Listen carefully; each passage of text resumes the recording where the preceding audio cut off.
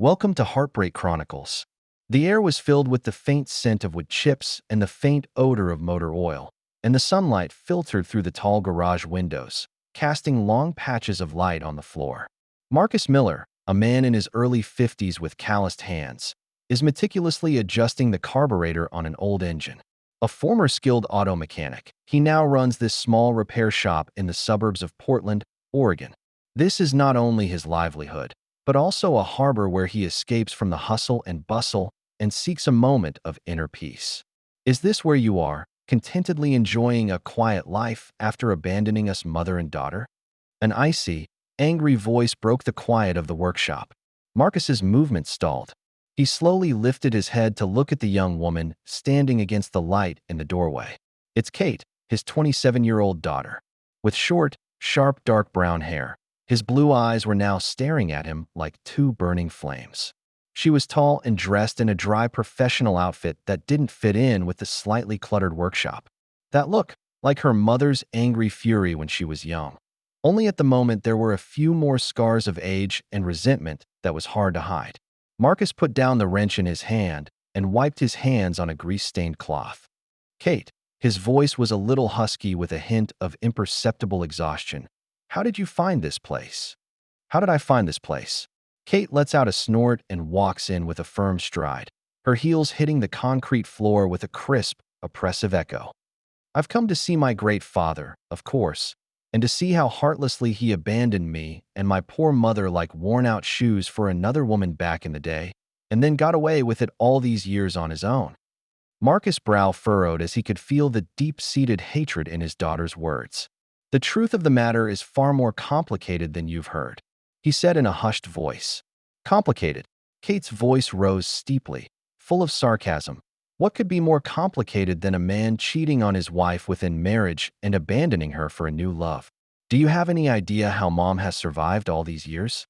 And do you know that her voice trembled with excitement, her eyes rapidly reddening, grew up with people looking at me differently, being pointed out that I was a child abandoned by my father. This pain, do you understand?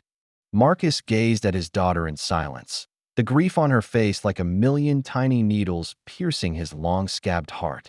He took a deep breath and pointed to an old canvas-covered couch in the corner. Sit down, Kate. Now that you're here, there are some words that have been pent up for too long, and it's time for you to know them. Kate's chest rose and fell violently, but eventually, with a full-blown anger and a hint of imperceptible confusion, she took a seat on the old couch, her arms clasped tightly around her chest, as if it were an invisible barrier. Marcus walked over to a bulky tin filing cabinet and fumbled with it, pulling out a thick craft paper filing bag from the bottom shelf, the opening of which was wrapped repeatedly with a thin string and had obviously not been opened in many years. He set the dossier on an old workbench covered with tools in front of Kate, the metal clashing against the wood with a dull thud. What is it? Kate's tone remained guarded. You want the truth. Marcus pulled over a paint-stained wooden stool and sat down across from his daughter, his gaze deep and complex. Before you convict me, I want you to read the contents in full. Kate hesitantly reached out and untied the thin string of the file pouch. Inside were thick stacks of papers, some yellowed photos, and even a couple of CDs and an old videotape. The first thing she picked up was a group photo whose colors were already a little dull. A young Marcus in a straight suit, smiling brightly, snuggled up next to the equally young and beautiful Sophie, her mother. The two of them looked so well matched and happy. That was the best she could remember of her parents' love. Your mother, Sophie, and I met in Chicago. Marcus' voice is low and slow, as if he's uncovering a past buried in time. At the time, I had just resigned from the technical department of a large automotive group and was planning to start my own high-end automotive tuning and repair shop. Sophie, on the other hand, is the editor of a fashion magazine, smart, beautiful, and exudes the confidence and charm of a city woman. We met at a friend's party and were quickly attracted to each other. Marcus' eyes drifted off into the distance, caught up in memories. Your mother came from a good family. Her parents, your grandparents, were little-known lawyers and college professors in the area. They initially didn't think much of me as a penniless car mechanic with empty skills and dreams, thinking I couldn't give Sophie the privileged life they expected. But Sophie was adamant. She believed in my abilities and appreciated my motivation. We resisted the pressure and got married a year into our relationship. Kate listened in silence, the picture in her hand unconsciously slightly distorted by her squeezing it. The selfish, cold, irresponsible man in his mother's mouth was a huge contrast to his father's description at the moment. The first few years of our marriage were our happiest. My repair shop is thriving with excellent workmanship and a good reputation. Sophie also quit her magazine job and used her fashion sense and contacts to help me with customer relations and marketing for the repair shop. We worked side by side to grow the small repair shop step by step. 2 years later, you were born, Kate. Your arrival has added endless joy and hope to our family. I remember the first time you babbled and called out Daddy. I was so excited I carried you around the yard a dozen times. I vow to create the best life in the world for you and Sophie. A soft smile appeared on Marcus' face, but it was quickly replaced by a touch of unspeakable bitterness. At that time, I thought we would be happy like this forever. It wasn't until you were 10 years old that everything changed silently. He signaled Kate to look at the other stack of papers in the file folder. The repair shop business is getting better and better, and I'm putting more and more time and effort into it. Socializing, technical seminars, going out to buy parts. I was busy as a gyroscope. Sophie started complaining that I spent too little time with her, that I only knew how to work and neglected my family. She began to attend frequent celebrity parties and art exhibitions and made friends with the so-called high society. She is also dressing more and more extravagantly and spending more and more. Kate looked through the papers, which contained countless small bills for luxury purchases, bills from fancy restaurants, and invitations to parties she had never seen before. At first, I thought she was just finding life a bit dull and wanted to have some fun, and I tried to accommodate her as best I could. I bought her the latest designer bags, took her on a European vacation, and even invested in a small gallery for her that she was very interested in. But I realized that her desires were like a bottomless pit that could never be filled, and we're having more and more fights. What really alerted me was a chance encounter. I came home early that day to surprise her, but instead, in her study, I overheard her video chatting on the computer with another man, acting intimate and speaking ambiguously. That man's name is Julian, your mother's first boyfriend in college, now a vice president of a multinational investment company, handsome, golden, and suave. Marcus's voice turned suddenly cold, like the chilly winds of Siberia. I questioned her on the spot. She denied it vigorously at first, making up all sorts of lies that Julian was just an old schoolmate of hers who had asked her for some advice on art investment. But it was only when I opened her chat logs, with all those nasty conversations and intimate photos laid bare in front of her, that she finally broke down and admitted that she and Julian had been rekindling their old relationship and had been secretly dating for more than half a year. She said Julian could give her the passion and excitement that I couldn't, and could take her into that paper-thin world she really longed for. Kate's heart felt like it was being clutched tightly by an invisible hand, and breathing became difficult. She always thought it was her father's betrayal that led to the breakup of her family, but never imagined that it was her beloved mother who started it all. She said she was tired of the smell of motor oil on me, tired of me being a dirtbag who only knew how to bury her head in the sand. She said being with me made her feel like her life was worthless, like an old piece of furniture abandoned in the corner of the house. Marcus' voice held a deep sting. She even said that if it wasn't for you, she would have left me, a man who suffocated her, long ago. At that moment, I felt like my whole world was falling apart. Anger, humiliation, betrayal, all the negative emotions overwhelmed me like a tidal wave. I thought about getting a divorce right away and getting her out of my life with that Julian. But looking at your innocent face as you slept, I hesitated. I don't want you to go through the pain of a broken family at such a young age. I don't want you to be the child of a single parent. Sophie got down on her knees and begged me, swearing she'd make a clean break with Julian, begging me to give her another chance for your sake, for the sake of the family. I was in a state of turmoil, and in the end, I chose to hold back for the time being. It's not forgiveness, it's holding back. Marcus's eyes became sharp and determined. From that moment on, I swore in my heart that I wouldn't just let it go. I'm going to make her pay the worst price for her betrayal. I pretended that nothing had happened and continued to treat her as I had before, even more considerate than before. I buy her more expensive gifts and take her to more luxurious places. She thought I was really fooled by her, or rather, she didn't care if I knew or not, as long as I could continue to provide her with the capital she was squandering. She's been acting more and more reckless around me. Once we were at a business dinner and Julian was there. Sophie scowled at him in front of me and even took the opportunity of a toast to whisper and flirt in his ear. After the party, she excused herself as not feeling well and asked me to take you home first, saying that she wanted to talk to some of her girlfriends for a while longer. I watched her get into Julian's slutty red Ferrari and take off. My fists were clenched and my nails were embedded deep into my palms. I started secretly collecting evidence of her cheating.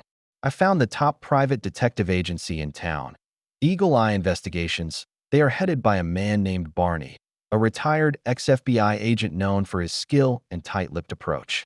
I told Barney that I'd do whatever it took to get hard evidence of Sophie and Julian cheating on each other within their marriage. The more the better, the more detailed the better. Marcus pointed to a stack of photographs and a couple of CDs in the dossier bag. Barney's team is very professional. They installed micro-recording and GPS location devices in the cars we shared. They followed Sophie's whereabouts and took tons of photos and videos of her and Julian having rendezvous at hotels, fancy restaurants, private clubs, and more. There's even footage of them in the master bedroom of our home, flopping around on my hand-picked Italian leather king-size bed. Kate shuddered and picked up a photo with the date and time printed in the corner. The image shows her mother, Sophie, in a revealing silk nightgown, kissing a strange, handsome man on the familiar bed in their home, with the bedroom furnishings she's known since she was a child in the background. Her stomach lurched and a strong feeling of nausea rushed up her throat. She slammed the photo down on the workbench, rushed to the water bucket in the corner of the workshop, and violently dry-heaved. Marcus didn't come up to comfort, just waited quietly. He knew what a cruel shock these truths were to a daughter who had been kept in the dark. It was a long time before Kate walked back in with a pale face, her eyes filled with shock, anger, and a hint of uncanny confusion. "Mom, how could she do this to you? How could you do this to me?" "The heart wants what the heart wants, Kate." Marcus's tone was calm, yet bone-chilling. When a person is blinded by desire, morals and bottom lines are worthless to her. Your mother aspired to a life of pomp and extravagance, of being starstruck, while all I could offer her was the status of an ordinary businessman's wife and stable material security.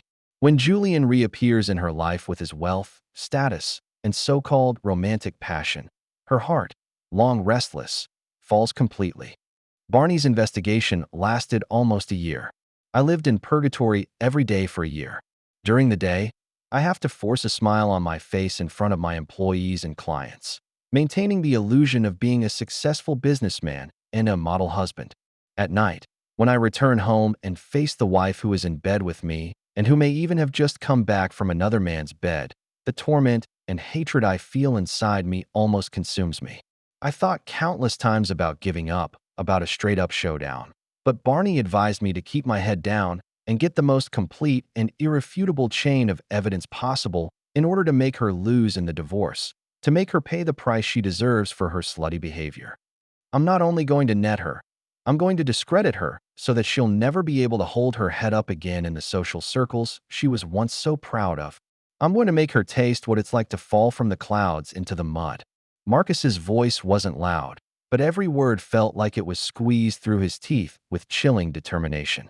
Kate couldn't help but feel a chill rise in her heart as she looked at the vicious gleam in her father's eyes that she had never seen before. She realizes that this is not just a story of a broken family, but a revenge plan that has been carefully planned and held back for years. She, on the other hand, had been nothing more than an innocent bystander in this scheme, even a pawn to be used. Finally, Barney told me that the evidence was strong enough to file divorce proceedings. But before that, I have one last move to make. The corner of Marcus's mouth curved in an icy curve. I'm going to make Julian pay for what he's done, too. Through his channels, Barney has uncovered some financial holes in Julian's company and some dirt on his personal life, such as using his position for insider trading and maintaining inappropriate relationships with other married women. I collated these anonymously and sent them, along with a selection of some intimate photographs of Sophie and Julian, to Julian's wife, a local philanthropist of some repute, as well as to the disciplinary watchdogs and major shareholders of his company. One can only imagine what kind of shock waves this big gift has sent through Julian's life. His wife immediately filed for divorce and froze some of his assets. His company also launched an internal investigation into him. Overnight, Julian went from a promising gold-collar elitist to the protagonist of a notorious scandal. It was only after all this was done that I formally filed divorce proceedings with the court and showed my cards to Sophie at the same time. Marcus looked at Kate and said, word for word, "I chose after the 10th birthday party she threw for you. When all the guests had dispersed and we were the only three left in the house, I slammed a thick stack of evidence down in front of her and told her that the game was over." The smile on Sophie's face instantly froze as she looked incredulously at the photos and documents scattered on the coffee table in front of her, the unflattering images and icy words like a sharp blade tearing her carefully woven lies and vanity to shreds. "Marcus, when did you?" Her voice trembled, and her face became as white as paper in an instant, the once radiant splendor gone. "When did you know?" "Sophie, you underestimate me and overestimate your own intelligence." Marcus's voice was cold and calm, like he was pronouncing the final fate of a sinner. "I've been aware of it since the first time you made sneaky contact with Julian. You think you can fool me with your clumsy lies? Do you think I'm really a fool who just knows how to bury his head in the sand and make money? You secretly transferred funds from our joint account to cover Julian's investment losses, and you think I don't know that? You flew off to a private island in the Caribbean to spend the night with him under the guise of a business trip. You think I don't know that? You even brought him back to our home and met in the bed we made vows on when we got married. And you think I was in the dark about all this?" Sophie's body trembled a little more with every word Marcus said. "No, it's not. Marcus, let me explain." Sophie tried to grab Marcus's hand, only to have him shrug it off in disgust. "Explanation? What else is there to explain? Isn't all this hard evidence enough?" Marcus pointed to the photos and documents with contempt and anger in his eyes. "Sophie, I once trusted you so much, loved you so much, and this is how you repay me? What do you take me for? An ATM that can be fooled and trampled on at will. Do you remember?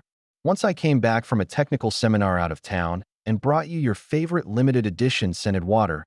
You hugged me then and said I was the best husband in the world. And just a few minutes before that, you had just gotten off the phone with Julian and made plans to relax the next day at that new spa hotel just outside of town.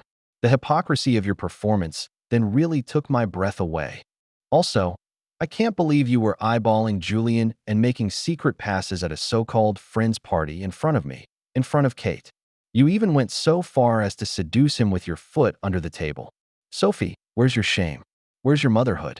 Have you ever thought about how much you're hurting Kate with all this dirty behavior?" Sophie sat paralyzed on the couch, tears mixing with the carefully applied makeup and washing over her face in two lopsided lines.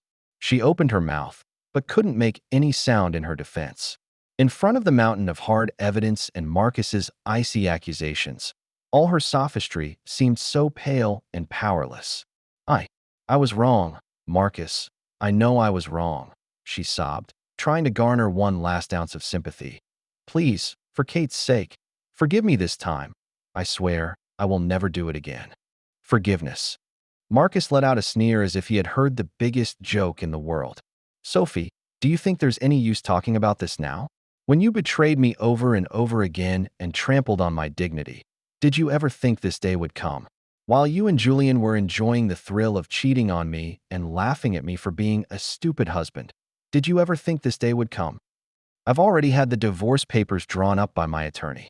Marcus pulled another document out of his briefcase and threw it in front of Sophie. "You, Net, this house, this repair shop, all that property, it's none of your business. Those designer bags and jewelry of yours, I can also generously let you take them away. After all, that's what you traded your body for. As for Kate's custody, you'll never get your hands on it.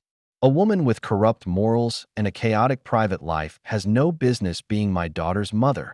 Sophie snapped her head up, desperation and madness in her eyes. "No, Marcus, you can't do this to me.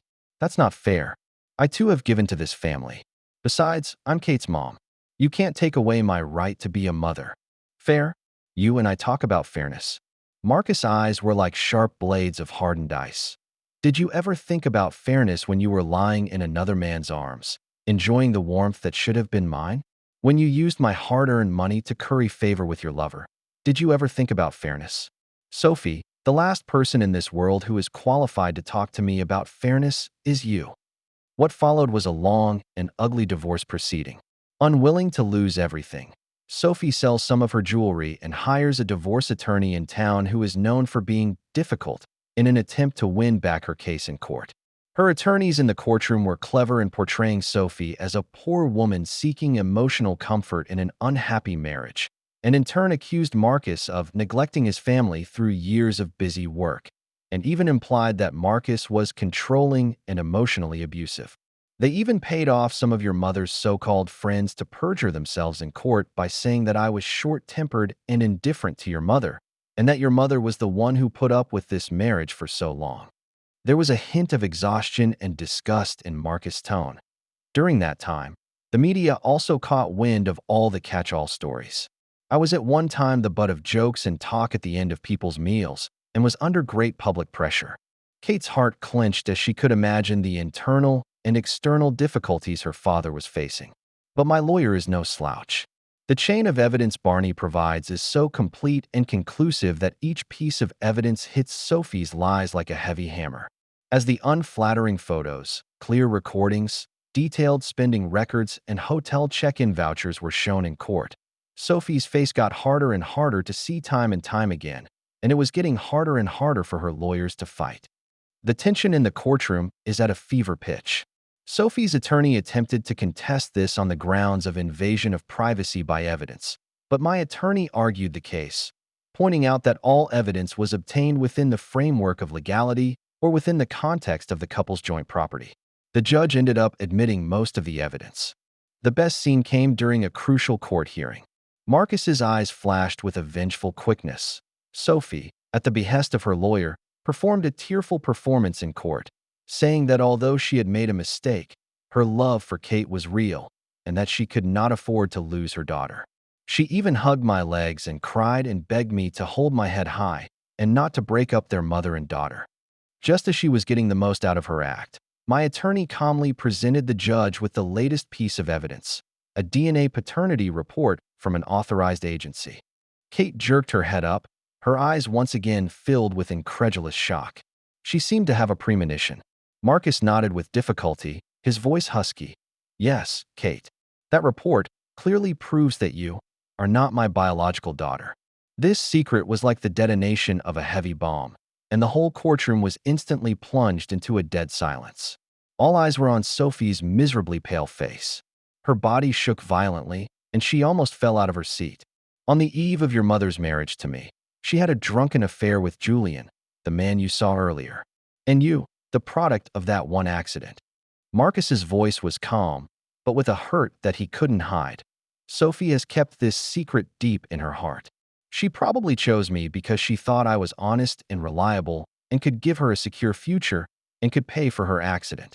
She made me raise someone else's child for 10 whole years, made me give every ounce of love and energy that a father can give, only to find out in the end that I was just a fool that she carefully used, a complete receiver. Kate's tears slipped silently like pearls on a broken string. She felt like her worldview was completely turned upside down at this moment. The father she had always resented turned out not to be her real father. And it was amazing that her mother, whom she had always loved, had woven such a huge lie from the beginning. This DNA report was the final straw that broke Sophie's back. The judge pronounced in court that Sophie was grossly at fault in the marriage and had acted with malice and deceit. The final judgment result is, my marriage with Sophie is dissolved. All the major properties within the marriage, including real estate, company equity, etc., all go to me. Sophie can only take away a small amount of property under her personal name, as well as those luxuries that she obtained by improper means, and, most importantly, the custody of you, without dispute, is awarded to me. The judge made it clear in his sentencing remarks that a mother who lacks basic integrity and is morally corrupt cannot provide a healthy environment for her minor children to grow up in. After the divorce, Sophie's life completely hit rock bottom. She lost all her financial resources, her once proud social status, and her glamorous social circle. All those famous girlfriends who used to call her sister shunned her after she lost her power. Julian is having a hard time protecting himself because of the previous scandal, much less being able to give her another helping hand. She soon got into serious financial trouble and had to sell everything of value she had on her to make ends meet. She rents a small, rundown apartment on the edge of town and gets by with a few odd jobs. She had come to me many times, crying and repenting, praying for my forgiveness, hoping that I would give her some financial help for old times' sake. Not once did I go soft. I told her that this was the price she had to pay for what she had done. I'm not going to give her another dime for that profligate life. As for you, Kate, Marcus' eyes softened with renewed compassion. I know how harsh and hard this truth is for you to accept. After the divorce, I took you out of that heartbreaking place in Chicago and moved to the relatively quiet little town of Portland, wanting to give you a new place to live and get you away from the gossip. I didn't tell you the truth right away, partly because I didn't want you to bear such a heavy blow at that age. On the other hand, frankly speaking, there was a hurdle in my heart that I couldn't get over. Every time I see you, I can't help but think of Sophie's betrayal and that humiliating marriage. I admit that during that time, I did neglect to care for and be there for you. And that wasn't because I didn't love you, but because the wounds inside me hadn't healed yet, and I didn't know how to deal with you as a non-biological father. Later, your grandparents suggested that they would like you to go and live with them for a period of time, and that they would be able to provide you with better educational resources and a more stable environment to grow up in. I hesitated for a long time, but finally agreed. Perhaps subconsciously, I was also trying to escape this complex emotional entanglement for a while. I know that with this decision of mine, I've made you feel like you've been abandoned once again. I'm sorry, Kate, that Daddy put you through this. Kate had long since sobbed, and she reached out with a trembling hand and grasped Marcus' large, rough, warm hand tightly. Dad, I'm sorry. I've always misunderstood you. I didn't know. I didn't realize how much you've endured. Marcus backhanded his daughter's hand and gently patted the back of her hand, tears welling up in his eyes as well. Silly boy, you don't need to say you're sorry. You are also the most innocent victim of this tragedy. None of this is your fault. So, what about my real, biological father? Kate choked out, asking with difficulty the question that had plagued her for years. Julian, Marcus' tone was calm and unruffled, suffered a devastating blow to his career and reputation after I made his scandal public. He was eventually fired from the company, and his wife divorced him and cost him dearly in property division.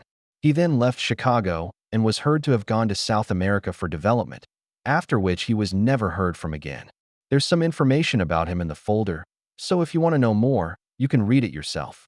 Kate shook her head and looked tearfully at Marcus. No, Dad, in my heart, you're the only father I've ever had, blood or no blood. It was you who raised me with great pain and suffering, and it was you who gave me the truest fatherly love. That's enough. Marcus smiled gratefully, the wrinkles at the corners of his eyes deepened by his smile, but filled with warmth.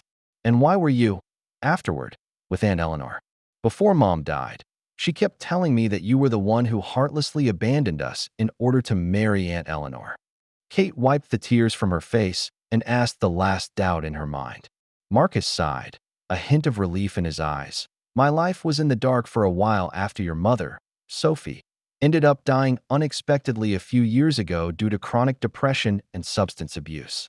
It was Eleanor's presence, like a ray of sunshine, that brightened my gray world. She is a regular customer of my current repair shop, a gentle, kind, long-divorced elementary school teacher. We met through our shared love of old cars, and slowly I was drawn to her optimism and open-mindedness. She knows all about my past, including what happened with you and Sophie, but she's never looked at me differently because of it. Instead, she's given me a lot of encouragement and support. We spent 3 whole years together before we decided to come together. Kate, I want you to understand that my union with Eleanor is the beginning of a whole new life after the complete end of my marriage to your mother, which was full of betrayal and lies, and after years of suffering for your mother's transgressions. It has nothing to do with the abandonment of the year. Kate nodded, All the doubts and resentments in her heart completely iced over at this moment. She finally understood her father's stoicism and difficulty back then, and finally saw her mother's twisted soul beneath her glamorous exterior. Mom, she ended up paying for her choices. Kate's voice was low, with a hint of complexity.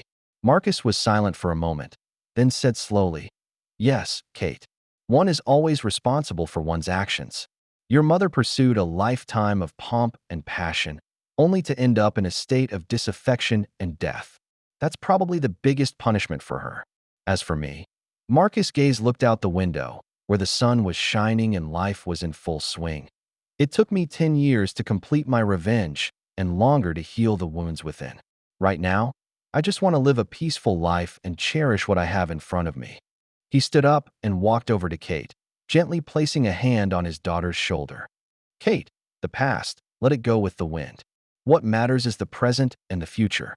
I know you've suffered a lot over the years and have been wronged, and Dad owes you so much. If you want to move back in with Dad as of today, Eleanor is very kind, and she will be true to you, us, as a family, starting over." Kate raised her head and looked at the sincerity and expectation in her father's eyes, as well as the deep-seated, never-changed father's love. Tears once again blurred her eyes. She sprang to her feet and hugged her father's broad, slightly hunched body tightly. "Dad, thank you. Thank you for telling me all the truth, and thank you, always, for loving me so much." The sunlight poured warmly through the garage window on the embracing father and daughter, as if to dispel all the gloom and hurt of the past. In the workshop, the mixture of motor oil and wood shavings no longer seems so pungent, but rather has a hint of reconciliation and release. For Marcus, the flame of vengeance has long been extinguished, leaving behind a profound sense of life and the infinite value of affection. For Kate, she has lost a father figure who existed in her imagination and was distorted by resentment, but has regained a real, three-dimensional, loving father and a sobering, yet cautionary tale from the dusty past. She knew that there was still a long road ahead, but at least from this moment on, her heart finally found a harbor that she could rely on, no longer adrift and unsupported. Outside the garage, a few sparrows chirped cheerfully under the eaves, as if sending a belated blessing to the father and daughter who had been through so much. Life, at last, will turn over a new leaf. That's the end of today's story. For more captivating tales, hit subscribe and never miss an episode.